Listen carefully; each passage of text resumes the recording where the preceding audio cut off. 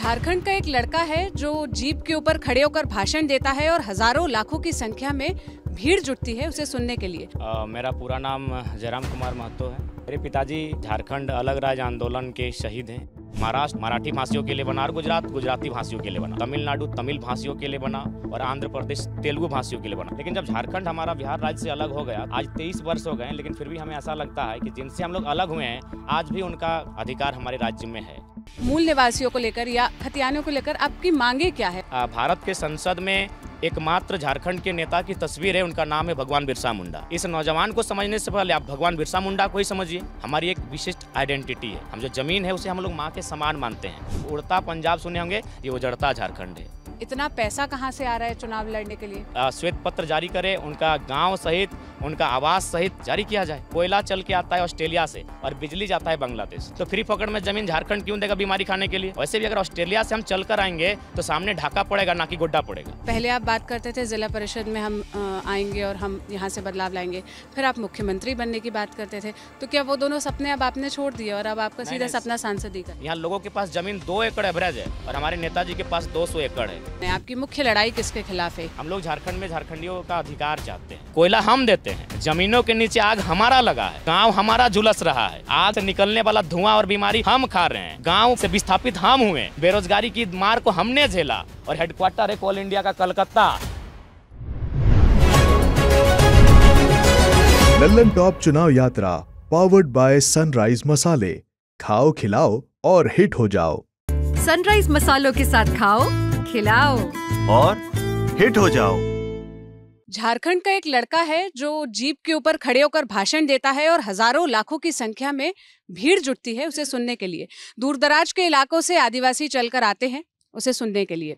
उनके समर्थक उन्हें प्यार से टाइगर कहते हैं। नाम है जयराम कुमार महतो।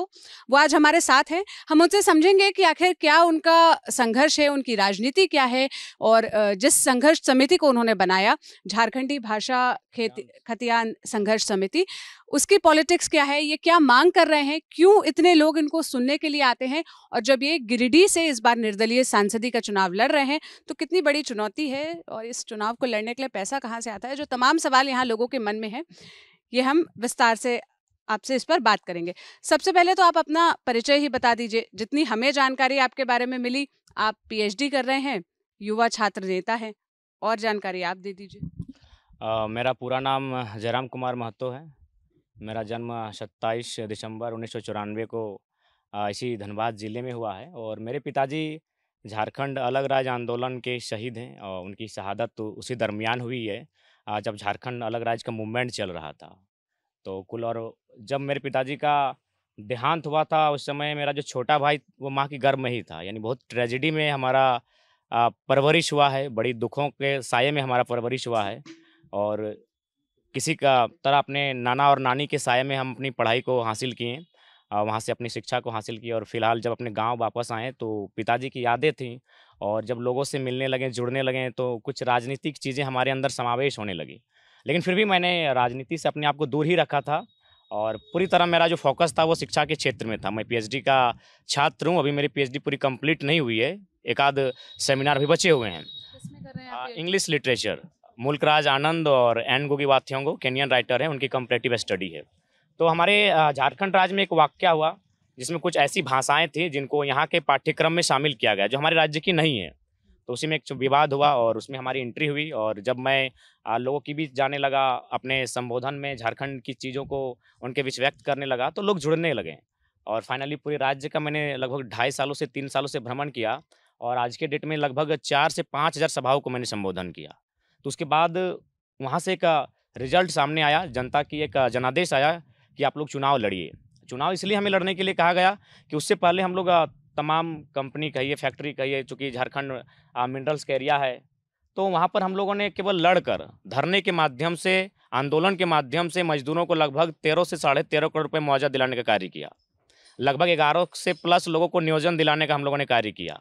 तो चाय की दुकान से पान की गुमटी से एक संदेश आया कि ये नौजवान लोग अगर धरने में बैठकर इतना अच्छा काम कर सकते हैं तो ऐसे नौजवानों को संसद में बैठना चाहिए, ऐसे नौजवानों को विधानसभा के भीतर बैठना चाहिए ताकि इस राज्य की बेहतरी हो सके। तो इसीलिए हम लोग का राजनीति में आना हुआ। चुनाव पे आएंगे, लेकिन सबसे पहले जिस संघर्ष से आप जन्मे उसकी बात करते हैं। जिस भाषाई संघर्ष की आप बात कर रहे हैं, ये झारखंड एसएससी का जो एग्जाम का मतलब जब निकला ही था, उसका अनाउंसमेंट हुआ था, उसके बाद जो चेंजेस किए गए थे वहाँ से आपका आंदोलन शुरू हुआ। ज़रा उस आंदोलन के बारे में बताइए, क्या था, क्या आप लोगों की मांग थी और आप क्यों विरोध कर रहे थे जब झारखंड एसएससी का वहाँ से फॉर्म आया? देखिए, चूँकि ये सर्वविदित है कि हमारा झारखंड राज्य 88 सालों के संघर्ष के बाद हमने सबसे पहली आवाज़ को बुलंद किया था 1912 में कि हमें अलग झारखंड राज्य चाहिए।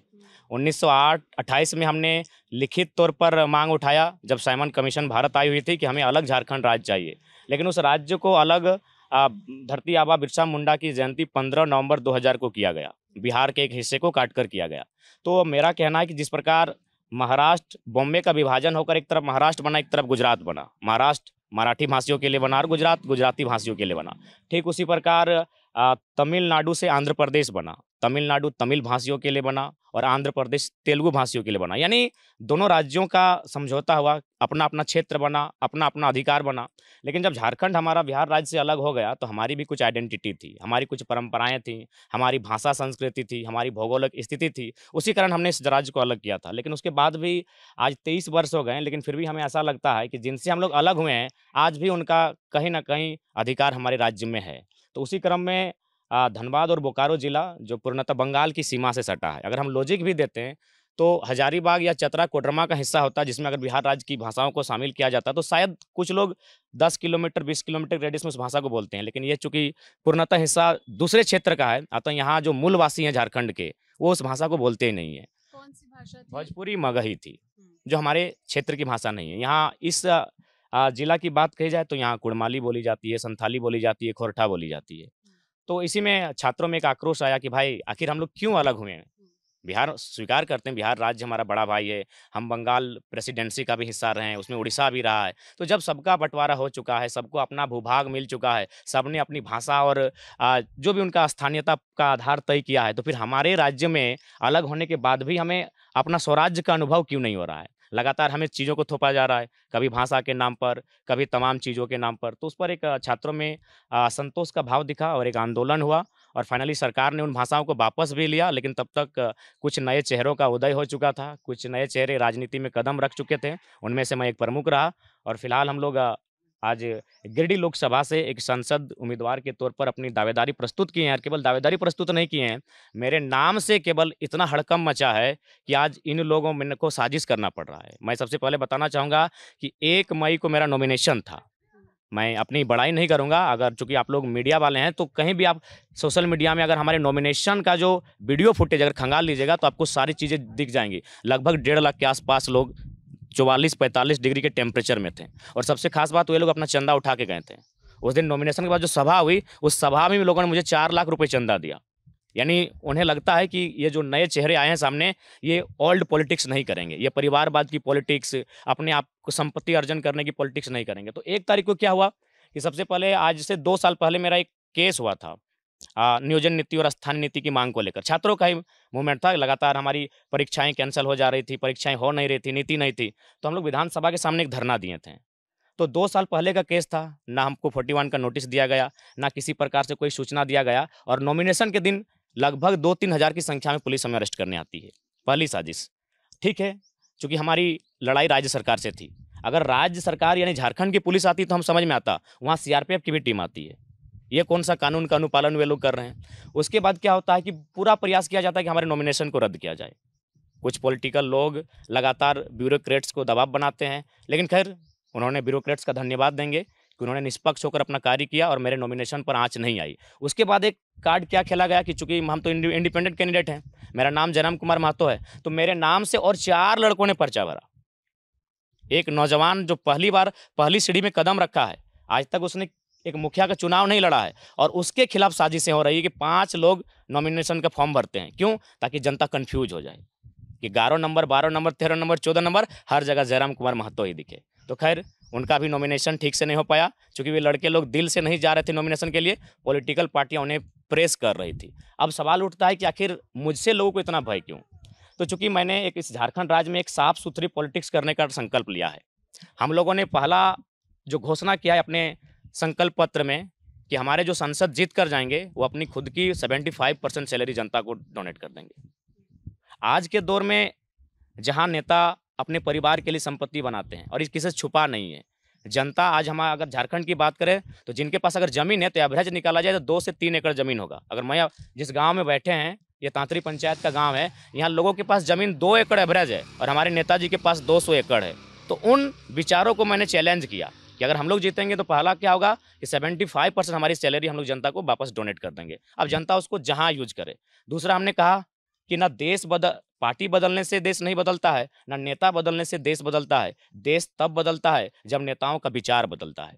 तो हमने कहा कि आज जिस प्रकार भारत देश की परिस्थिति है, अमीरी और गरीबी में खाई है, और ये विशेषकर चूंकि भारत एक संवैधानिक देश है, यहाँ दोस्त अगर सबसे बड़ा किसी का है तो राजनेताओं का है। इसलिए मैंने दूसरा घोषणा ये किया कि मेरा जो क्षेत्र है उसके बाहर हम 1 इंच जमीन कहीं नहीं खरीदेंगे, मेरी कोई प्रॉपर्टी नहीं होगी। क्योंकि हम डीलर बनने के लिए नहीं आए हैं, हम लैंड डीलर, हम कोयला का डीलर, हम बालू का डीलर बनने नहीं आए हैं, हम झारखंड का एक लीडर बनने आए हैं जो झारखंड के अधिकार की लड़ाई लड़ेगा। तो इन सब चीज़ों से उनका हालत खराब होने लगा कि अगर ये लड़का इस टाइप से अगर पॉलिटिक्स करेगा तो हम लोग को तो कहीं रहने नहीं देगा। आपने अपनी पॉलिटिक्स तो एक्सप्लेन कर दी। आप थोड़ा सा जिस आंदोलन की आप बात कर रहे हैं या आप जिस चीज़ की बात करें कि हम झारखंड के मूल निवासियों के लिए काम करने वाले हैं, इसको जो नए लोग हैं जो पहली बार देख रहे हैं, जो झारखंड के बाहर भी ये वीडियो देख रहे हैं, ज़रा उनके लिए आप इसको विस्तार से समझाइए कि क्या है। मतलब जब झारखंड एसएससी का नोटिफिकेशन आया तो उसमें बात ये थी कि जिस क्षेत्र की जहाँ की जो भी भाषा बोली जाती है उस भाषा के जानकारों को तहरीर दी जाएगी। जैसे आप जो बता रहे हैं, ये जो धनबाद और इधर के इलाके, यहाँ पे भोजपुरी, मगही, इन भाषाओं को भी तहरीर देने की बात कही गई। बाद में जब इतना विरोध हुआ, इतना प्रेशर हुआ तो सरकार ने उसे वापस ले लिया। क्या आप भाषा को लेकर या मूल निवासियों को लेकर या खतियानियों को लेकर आपकी मांगे क्या है, आप क्या बात करते हैं? हमारी पहली मांग यही है कि झारखंड को एक बेहतर स्थानीय नीति मिले। देखिए मैम, भारत देश एक संवैधानिक देश है और भारत का संविधान जो आर्टिकल 1 है वो साफ साफ लिखता है जो भारत एक देश होगा जो राज्यों का संघ होगा। यानी बिना राज्यों की कल्पना के आप देश की कल्पना नहीं कर सकते हैं। राज्यों को आपको मानना होगा। इसलिए राज्यों को मानना होगा कि हमारी भाषा एक नहीं है, हमारी भौगोलिक सीमाएं एक नहीं है, और उतना छोड़ी हमारी भगवान एक नहीं है। यानी विविधताओं का भारत है। यानी राज्यों की जो आइडेंटिटी है उसको मानकर ही आपको देश को बचाना होगा। तो मेरा कहना है, जब तमिलनाडु में तमिल भाषाओं को प्राथमिकता है, उड़ीसा राज्य में उड़िया भाषा को प्राथमिकता है, महाराष्ट्र में मराठी वालों को प्राथमिकता है, तो झारखंड में जो झारखंडी लोग हैं जो सिर्फ इसी भूभाग के हैं, इस भूभाग के अलावा उनका किसी दस्तावेज में किसी राज्य में कहीं कोई नाम अंकित नहीं है, केवल सरकारी नौकरी के, तो भाई उनको विशेष प्रावधान मिले। और चूंकि भारत के संसद में एकमात्र झारखंड के नेता की तस्वीर है, उनका नाम है भगवान बिरसा मुंडा। तो मुझको जानने से पहले, इस नौजवान को समझने से पहले आप भगवान बिरसा मुंडा को ही समझिए कि उनकी लड़ाई क्या थी। उनकी लड़ाई थी अंग्रेजों के खिलाफ ही केवल नहीं थी। उस समय जो झारखंड में महाजनी प्रथा, सूदखोरी प्रथा, पुलिसिया दमन और एक शब्द था दिकू। दिकू का तात्पर्य जो हमारे भूभाग के नहीं है, जो हमारी भाषा संस्कृति से परिचित नहीं है, उनसे भी हमारा एक अलग पहचान था कि हम उनके साथ नहीं रहेंगे। हमारी एक विशिष्ट आइडेंटिटी है। तो कुल मिलाकर हमने उसी आइडेंटिटी के आधार पर इस झारखंड राज्य का निर्माण किया। तो निर्माण करने के बाद भी आज 23 साल बीत चुके हैं, इस राज्य की एक पॉलिसी नहीं है। आज यहाँ जो भी बहालियाँ होती हैं उसमें बहुत प्रकार से धोखाधड़ी होता है, घोटालेबाजी होती है। और पेपर लीक का तो मामला सौरभ भैया कुछ दिन पहले इंटरव्यू करके गए, छात्र ने तो स्पष्ट कि अगर यही हाल रहा तो हम आत्महत्या कर लेंगे। ये परिस्थिति हमारे राज्य की है। तो इसीलिए झारखंड राज्य सबसे पहला डिमांड करता है कि भाई झारखंडी कौन, इसकी पहचान हो। सिटीजनशिप इंडियन है, नागरिकता हमें भारत देता है, लेकिन स्थानीय निवासी का प्रमाण पत्र हमें केवल राज्य देता है। एक व्यक्ति 2 राज्यों में स्थानीय निवासी होने का दावा नहीं कर सकता है। लेकिन हमारे राज्य में जो पड़ोसी राज्य से आए हैं वे लोग क्या करते हैं कि हमारे यहाँ भी स्थानीय निवासी होने का दावा करते हैं, सरकारी चीज़ों का लाभ यहाँ भी लेते हैं, और जो उनका मूल राज्य है, जो हमारे पड़ोसी राज्य की सीमाओं में है, उस राज्य में भी वो लाभ लेते हैं। इसके अनंत उदाहरण है। अगर आप कभी विस्तार से हमारा इंटरव्यू लीजिएगा तो डॉक्यूमेंट्री आपको बताएंगे कि किस प्रकार एक भाई पड़ोसी राज्य में लाभ ले रहा है और उसका एक भाई इस राज्य में लाभ ले रहा है। तो ये पहली हमारी लड़ाई है कि ये पहचान हो कि भाई झारखंडी कौन है। इसी पहचान की बात झारखंड मुक्ति मोर्चा ने की थी। हेमंत सोरेन जब विधानसभा में वो प्रस्ताव लेकर आए कि जो झारखंडी मूल निवासी है उसको परिभाषित करने के लिए जो 1932 से झारखंड में रह रहे हैं वो लोग झारखंड के मूल निवासी होने का दावा कर सकते हैं या उसमें कंसिडर किए जा सकते हैं। तो आपने इस बात का भी विरोध किया था, क्यों, उसकी क्या वजह थी? एक्चुअली माननीय मुख्यमंत्री ने ये हम लोग के आंदोलन के बाद ये निर्णय लिया था। चूँकि आप लोग हमारे झारखंड आए हैं तो पहले मैं आपको सच्चाई से अवगत कराऊंगा।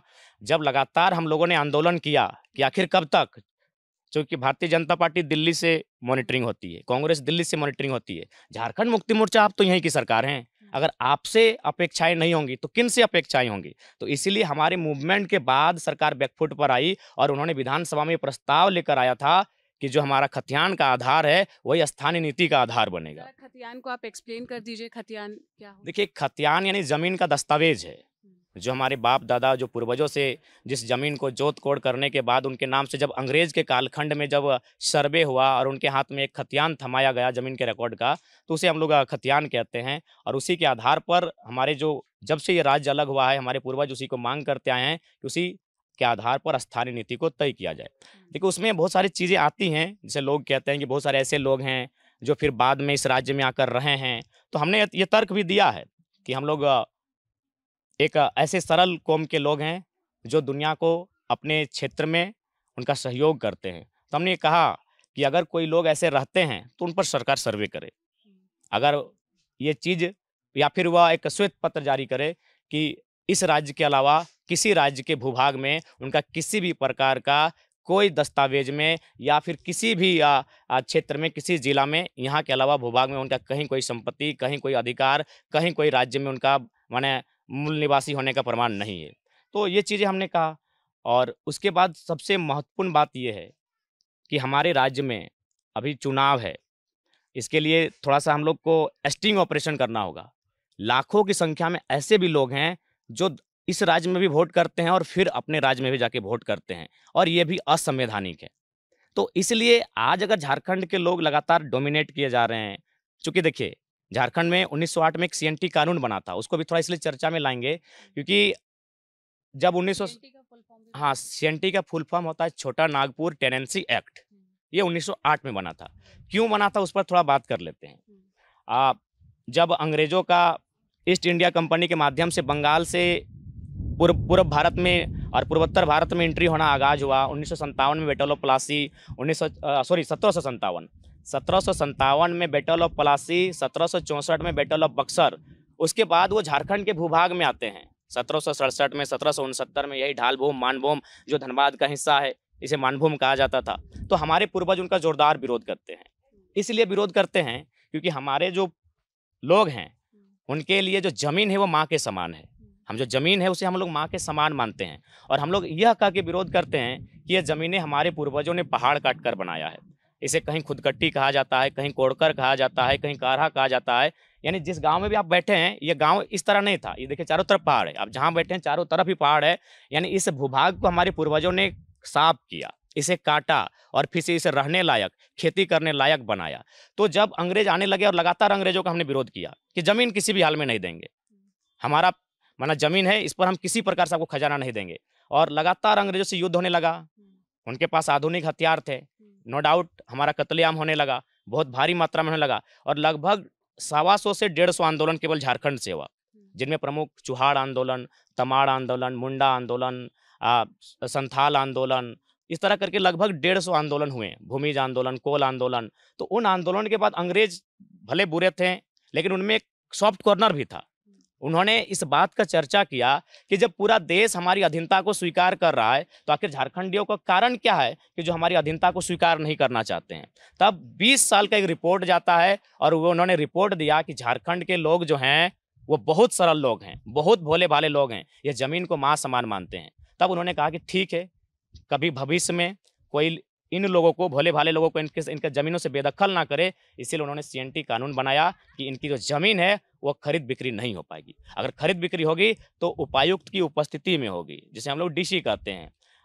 उनकी उपस्थिति में होगी, उनकी मर्जी से होगी। और चूंकि ये लोग ज़मीन को ही सब कुछ मानते हैं, तो इनकी ज़मीन से बेदखली ना हो। लेकिन आज उसी के आधार पर जब हमारा ये जमीन को जो खरीद पाएगा उसको भी आदिवासी होना, हाँ बिल्कुल, उसमें हाँ कैटेगरी जो आपका है, जैसे अगर कोई एसटी है तो एसटी का जमीन एसटी खरीदेगा और उसके थाना क्षेत्र का खरीदेगा।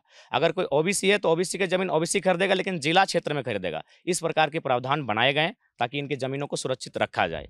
लेकिन आज परिस्थितियाँ क्या है, आज तमाम उद्योग आने लगे हैं। आज उद्योगों के माध्यम से झारखंड की में स्थापना होने लगी और धीरे धीरे आज झारखंड उजड़ने लगा। इसलिए किताब भी लेकर आए हैं, चूँकि द ललन टॉप में बैठने वाले लोग साहित्यिक होते हैं, एकेडमिक लोग होते हैं। हम लोगों ने भी आपको रिसर्च किया है, आपको सुनते हैं तो एकेडमिक लोगों के बीच एक पुस्तिका लेके आए। इसमें स्पष्ट लिखा है, उड़ता पंजाब सुने होंगे, ये उजड़ता झारखंड है, कि लगातार यहाँ झारखंड को उजाड़ा जा रहा है। कुछ मैं उदाहरण देना चाहूँगा, चूँकि आखिर संसद का चुनाव हम लोग क्यों लड़ रहे हैं, इस पर भी एक सवाल आया। चूँकि हम लोग तो हमारा तो निर्णय था कि हम लोग राज्य में सरकार बनाएंगे। लेकिन पहले इस संसद के चुनाव पे आने से पहले जो बात यहाँ की विधानसभा से पास हुई कि झारखंड के मूल निवासियों को, उसको बाद में जाके हाईकोर्ट ने रद्द कर दिया, असंवैधानिक बताया हाईकोर्ट ने। तो अब आप लोग की क्या मांग है, अब आप लोग के क्या संघर्ष है उसे लेकर? यही तो हमारा दुर्भाग्य है। यहाँ हाईकोर्ट की बात करिए, एक यहाँ जो सिस्टम है ना, ये पूरी तरह से झारखंड वासियों से छीनकर लोगों ने हाईजैक कर लिया है पूरा सिस्टम। ब्यूरोक्रेट्स की बात कीजिए, कॉरपोरेट्स की बात कीजिए, या फिर आउटसोर्सिंग की बात कीजिए, एजेंसियों की बात कीजिए, या कोर्ट कचहरियों की बात कीजिए। यही इस राज्य का दुर्भाग्य रहा कि यहाँ भोले भाले लोग थे, इनकी जो शिक्षा पद्धति थी वो पौराणिक थी। ये आधुनिक शिक्षा पद्धति में उतना जल्दी ढल नहीं पाए और फाइनली लोगों ने इस प्रकार से हाईजैक किया कि आज हाईकोर्ट में बैठे लोग भी हमारे राज्य के मूलवासी नहीं है। मैक्सिमम लोग हमारे राज्य के मूलवासी नहीं है। तो फाइनली क्या हुआ कि वो कभी नहीं चाहें कि इस राज्य के उत्थान के लिए कोई नियम बने। अभी आपने हाईकोर्ट का उदाहरण लिया, मैं 2 उदाहरण देना चाहूँगा। हमारे उन्होंने तो संविधान की बात करते हुए बिल्कुल संविधान की बात कही है, संविधान का सभी कोई सम्मान करता है, लेकिन संविधान को देखने का नजरिया 2 प्रकार से क्यों होता है। एक हमारा पड़ोसी राज्य है बिहार, वहाँ 75% आरक्षण का बिल आया और राज्यपाल ने सहर्ष स्वीकार कर लिया। लेकिन हमारे राज्य में 77% आया और राज्यपाल ने अस्वीकार कर दिया, यह कहते हुए कि असंवैधानिक है। दोनों बिल समान थे। बिहार में 75% का बिल था और झारखंड में 77% का बिल था। बिहार में एक्सेप्ट कर लिया जाता है और झारखंड में रिजेक्ट कर दिया जाता है। तो संविधान की बात करने वाले जरा हम बच्चों को समझाएं कि संविधान का मापदंड क्या है। पड़ोसी राज्य में सेम बिल को एक्सेप्ट किया जाता है और झारखंड में सेम बिल को रिजेक्ट किया जाता है। तो इसका तात्पर्य यह है कि जो लोग संविधान की बात करते हैं, अच्छी बात है, संविधान की बात होनी चाहिए, लेकिन संविधान की आड़ में झारखंडियों का कत्लेआम नहीं होना चाहिए।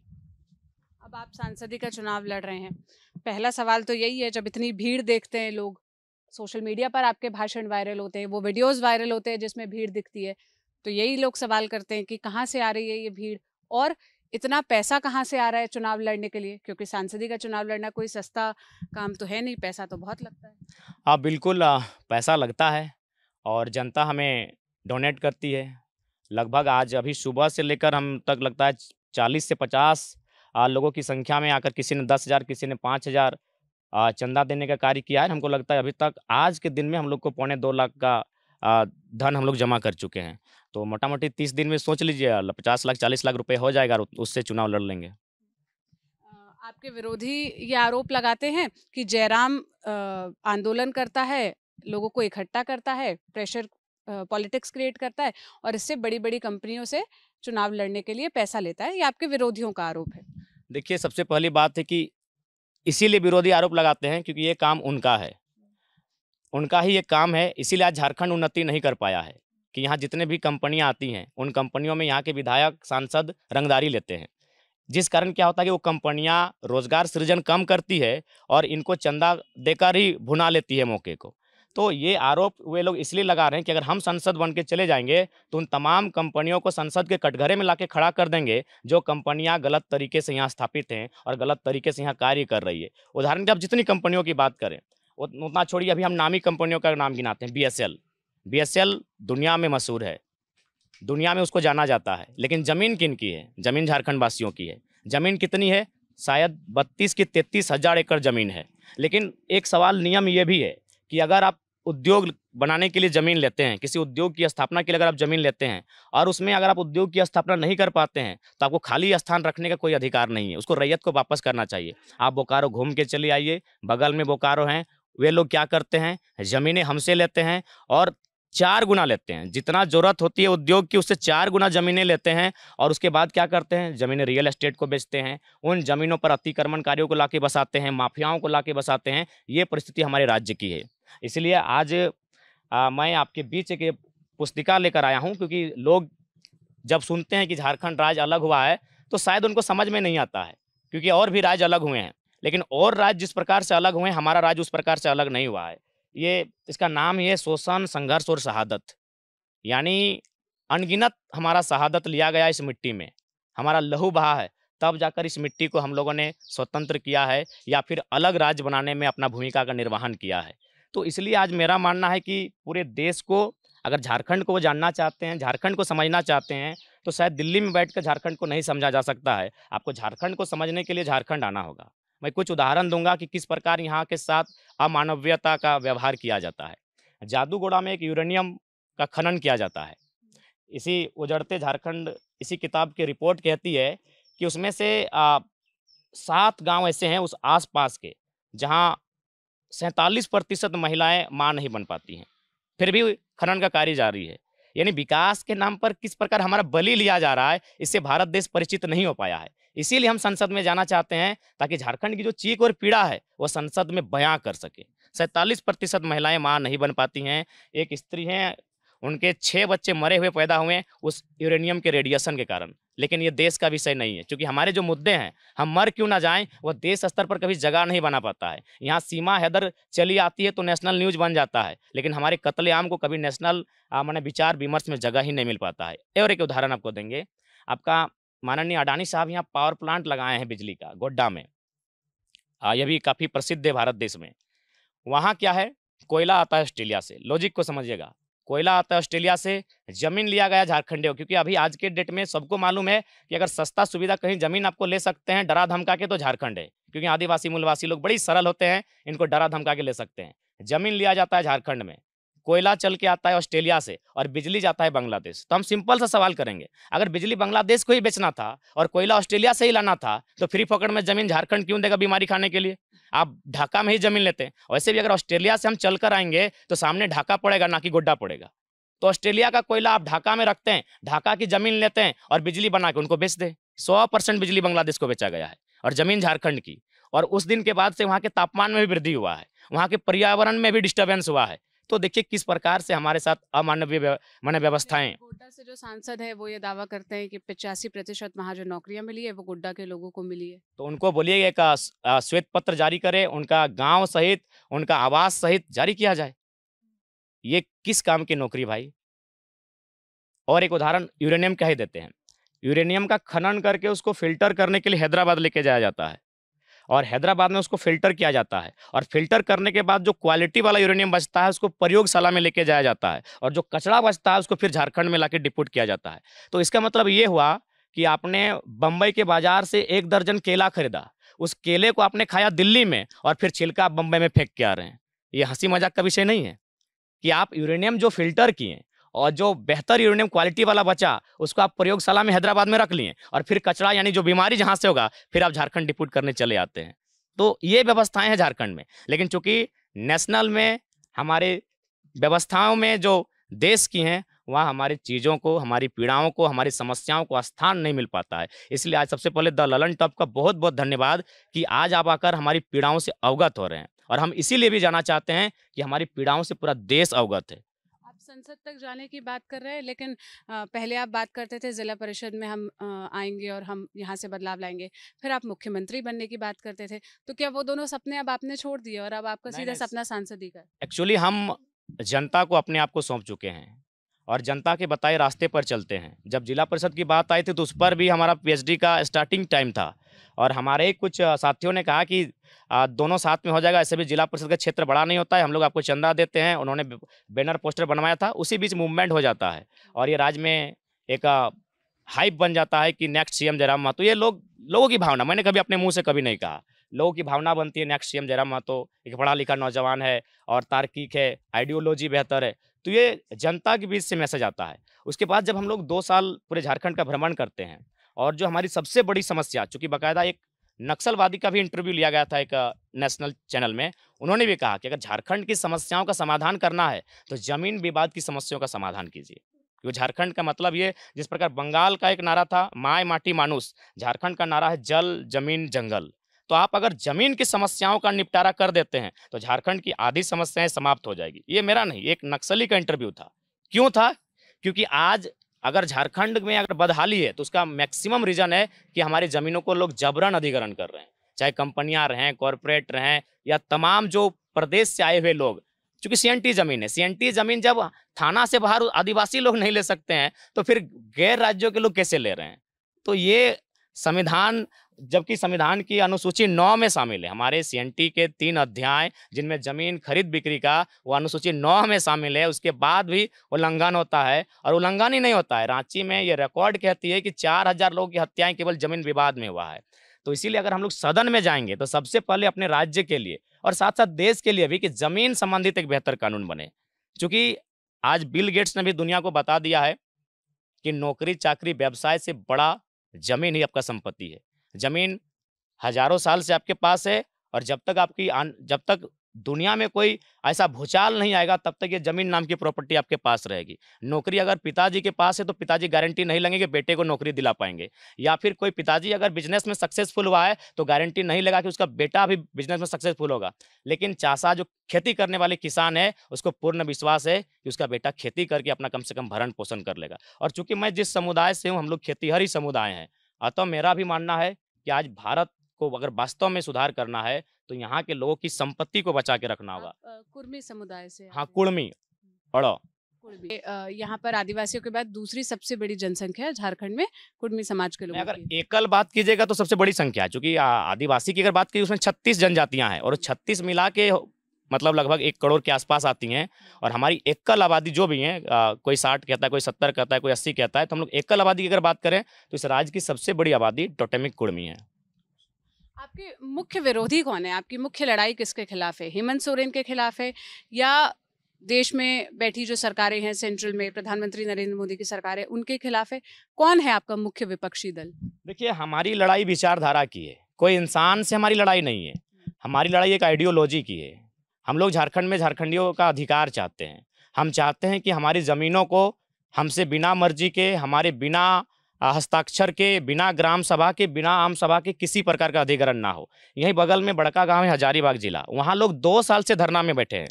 इसलिए धरना में बैठे हैं कि वहाँ जबरन कोड़ी के भाव उनके ज़मीनों का रेट दिया जा रहा है। और वो 4 फसलीय ज़मीन है, वहाँ 4 फसल होता है, धान होता है, गेहूँ होता है, मक्का होता है और सब्जियाँ होती है। यानी 4 फसलों की ज़मीन जिस पर शायद कोयला का कार्य करेंगे, अडानी कंपनी करेगी।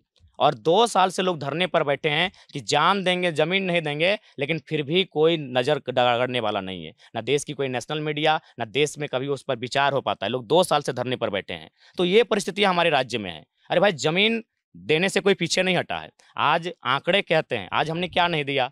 BSL हमारे पास, CCL हमारे यहाँ, ECL हमारे यहाँ, BCCL हमारे यहाँ, रांची में HEC हमारे यहाँ, सिल्ली में हिंडाल्को और टाटा का इतना बड़ा साम्राज्य हमारे यहाँ, बोकारो में CTPS, BTPS, TTPS, कोडरमा में KTPS। हमने तो ज़मीन बिल्कुल दिया है। लेकिन आज झारखंड सवाल ये कर रहा है कि हमने तो आपको सब कुछ दिया, सर्वस्व निछावर कर दिया, बदले में झारखंड को क्या मिला?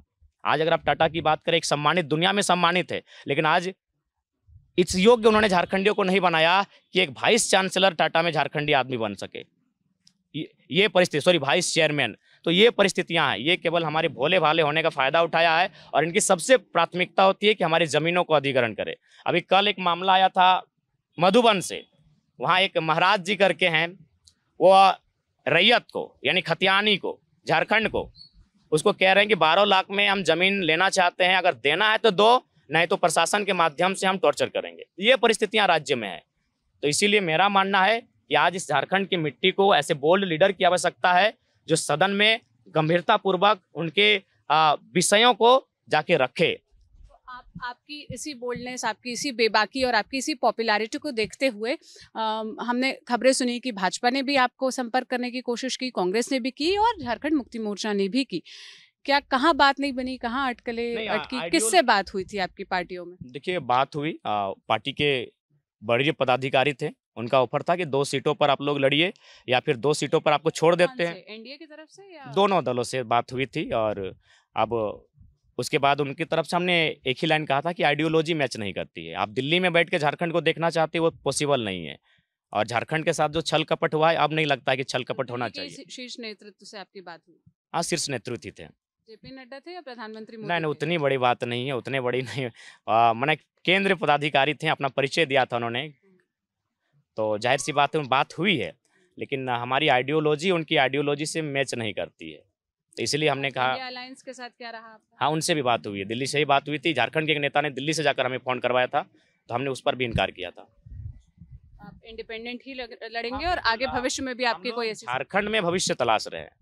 जैसे अभी झारखंड मुक्ति मोर्चा आजसू है, तो सबका समय होता है, लेकिन एक दिन सबका एक समय का अंत भी होता है। तो हम लोग अभी नए उभर रहे हैं, हम लोग फ्यूचर पॉलिटिक्स लेके चल रहे हम हैं। देखते हैं कि आप शिबू सोरेन का विरोध नहीं करते, लेकिन आप हेमंत सोरेन का विरोध करते हैं। गुरुजी अभी जिस अवस्था में, चूंकि हम लोग थोड़ा सैद्धांतिक राजनीति करते हैं, हमने भी कहा है कि अगर हम किसी क्षेत्र में जाएंगे, अगर वहाँ महिला विधायक होगी तो हम उनकी आलोचना नहीं करेंगे। हम लोग थोड़ा मर्यादा में रहते हैं। तो गुरुजी अभी वृद्ध अवस्था में, इसलिए उनकी आलोचनाएं किए भी नहीं है और ना करेंगे। लेकिन हेमंत सोरेन जो माननीय मुख्यमंत्री हैं, स्वाभाविक है हमारी आलोचनाओं के शिकार बनेंगे, क्योंकि वो स्वयं आज देख सकते हैं, आज अगर जेल के भीतर भी हैं, ठीक है, एक सहानुभूति झारखंडी होने के नाते उन पर इसलिए जाती है कि उनके साथ ही ये वो दुर्व्यवहार हुआ, लेकिन दोस्त तो उनका भी है। और आप ये भी कह रहे थे कि मुख्यमंत्री अपनी पत्नी को ही मुख्यमंत्री की कुर्सी में बैठाना चाहते हैं, और हाँ, सीता सोरेन जी जब हैं बिल्कुल। विधानसभा में, हालांकि अब तो वो भाजपा में चली गई है। बिल्कुल, जब तक झारखंड की पॉलिटिक्स हो या भारत की पॉलिटिक्स हो, अगर परिवारवाद से और पूंजीवाद से, क्रॉनिक कैपिटलिज्म से अगर बाहर नहीं आ पाएगी, तो हमारी स्थिति अंग्रेजों से भी बुरा होने वाली है। तो इसलिए हमने कहा कि अगर आपकी भाभी बैठी हैं सदन में, उनके भाई बसंत सोरेन भी बैठे थे सदन में, तो उनमें से किसी को मुख्यमंत्री प्रोजेक्ट करते। और चंपई सोरेन अगर वर्तमान में हैं तो बुरे व्यक्ति तो थोड़ी हैं, यानी परिवार को ही लेकर जाना जरूरी है क्या? तो इस बात का तो हम लोग हमेशा विरोध करेंगे। तो ये जयराम की पॉलिटिक्स है। लोग आपको टाइगर क्यों बुलाते हैं? क्यों टाइगर जयराम महतो आपका टाइटल चलता है? देखिए, टाइगर हमें इसलिए बुलाते हैं कि हम बचपन से निडर रहे हैं, और जो काम लोग मतलब ड्रीम समझते हैं, उस काम को हम दिनचर्या होता है। जैसे अगर कभी हम हताश निराश हो जाते हैं, तो बगल में शमशान घाट है, 2 घंटा जाके वहाँ सो जाते हैं। तो एक कॉमन मैन ये काम नहीं कर सकता है। शमशान में मुर्दों के बीच 2 घंटा सो जाते हैं। अगर आपको डाउट है तो चलिए इंटरव्यू कर लीजिएगा कभी। 2 घंटा मुर्दों के बीच जाके सो जाते हैं, पारासनाथ पहाड़ी में 2-3 रात जाके सो जाते हैं। तो हमारे निर्भीक स्वभाव के कारण लोगों ने हमारा नाम टाइगर दिया, और आज इसीलिए जो पॉलिटिकल पार्टियां हैं हमारे निर्भीक स्वभाव से काफ़ी डर रही हैं। और बिल्कुल हमने स्पष्ट कहा है, जिस दिन हमारी सदन में एंट्री होगी, इसे झारखंड के लोग पूरी गंभीरता के साथ सुनेंगे और पूरे भारत के लोग सुनेंगे। और हमारा पहला सवाल क्या रहेगा, ये आपको भी बता देंगे आपके चैनल के माध्यम से। हमारा पहला सवाल लोकसभा के सदन में जो उस समय के प्रधानमंत्री होंगे और माननीय स्पीकर के सामने रहेगा कि यदि 27% कोयला झारखंड देता है, तो कोल इंडिया के हेडक्वार्टर कलकत्ता क्यों है? ये हमारे साथ होता है। बोले तो एक इंटरव्यू में आप झारखंड की पीड़ा को नहीं समझ सकते हैं। आप आए, इसके लिए आपका बहुत बहुत धन्यवाद। बताइए, कोयला हम देते हैं, जमीनों के नीचे आग हमारा लगा है, गांव हमारा झुलस रहा है, आग से निकलने वाला धुआं और बीमारी हम खा रहे हैं। हमारा उम्र, जो हमारे दादा जीते थे 80-90 साल, अभी कोलियरी के लोग जीने लगे 55 साल 60 साल। इन उम्र का तकाजा कम हमारा हुआ, गांव से विस्थापित हम हुए, बेरोजगारी की मार को हमने झेला, और हेडक्वार्टर है कोल इंडिया का कलकत्ता। 99% जीएम कलकत्ता से आते हैं। हम एक शब्द लेंगे, हालांकि इस शब्द को बोलने से पहले तमाम माताओं से माफी मांगना चाहेंगे, क्योंकि ये शब्द उनके लिए है कि बांझ किया जाने प्रसव की पीड़ा। मैं माफी मांग रहा हूं इस शब्द के लिए, लेकिन इस परिप्रेक्ष्य में ये शब्द कहूंगा, इस उदाहरण को, कि बांझ किया जाने प्रसव की पीड़ा। ठीक उसी प्रकार जमीन हमारा उजड़ा है, जमीन धनबाद बोकारो का गया है, धुआं हम खा रहे हैं। कलकत्ता का जीएम समझेगा कि हमारी पीड़ा क्या है? बताइए, इस प्रकार का अमानवीय व्यवस्था कहाँ है? क्यों रहेगा हेडक्वार्टर कलकत्ता में? जमीनें हमारी गई हैं, खदानें हमारी जमीन पर है। उन खदानों में कभी 375 लोग डूब के मर जाते हैं, कभी ढोरी में 268 लोग डूब के मर जाते हैं, कभी नगदा में 50 लोग दब के मर जाते हैं। यानी मौत हमारा होगा, हमारी मौत पर माने देश जगमग होगा। तो इसलिए हमारा पहला मांग होगा कि कोल इंडिया का हेडक्वार्टर कलकत्ता नहीं, धनबाद या बोकारो होना चाहिए। डीबीसी आप देख लीजिए, दामोदर नदी के किनारे डीबीसी की सारी योजनाएं हैं, उसका हेडक्वार्टर कलकत्ता है। बिजली तैयार होता है झारखंड में। आज देख लीजिए, झारखंड के तमाम गाँव में अंधेरा मिलेगा और हमारी बिजली से बांग्लादेश जगमग होता है। यानी हमारे साथ जो किया गया है ना मैम, वो कोई सोच भी नहीं सकता है, कोई समझ भी नहीं सकता है। आज अगर एक 29 साल का लड़का अगर पॉपुलर हुआ है ना, तो कारण यही है कि मैंने उन मुद्दों पर बात किया है जिन मुद्दों को लोगों ने नजरअंदाज कर दिया था। बिल्कुल कोई सोच नहीं सकता है झारखंड के साथ जो ज्यादती की गई है। बिल्कुल बाकी स्टेट में बेहतर पॉलिसियां हैं। कुछ दिन पहले हम लोग यहीं रामगढ़ में एक कंपनी है, आलोका स्टील लिमिटेड कंपनी है, हमारे वहाँ के भी कुछ साथी आए हैं। वहाँ उस प्रदूषण से एक 8 साल का बच्चा कैंसर से मर जाता है। 8 साल का बच्चा उसी प्रदूषण से कैंसर से मर जाता है। तो हम लोग एक दिन धरने पर बैठते हैं कि आप प्रदूषण को कम करें। वहाँ एक चूंकि कंपनी है, तो पंजाब हरियाणा के ड्राइवर भी आए थे अपनी गाड़ी में ट्रांसपोर्टिंग के लिए। जब वो रुके तो उन्होंने क्या कहा पता है कि यही कंपनी अदर स्टेट में है लेकिन वहाँ जीरो पोल्यूशन है।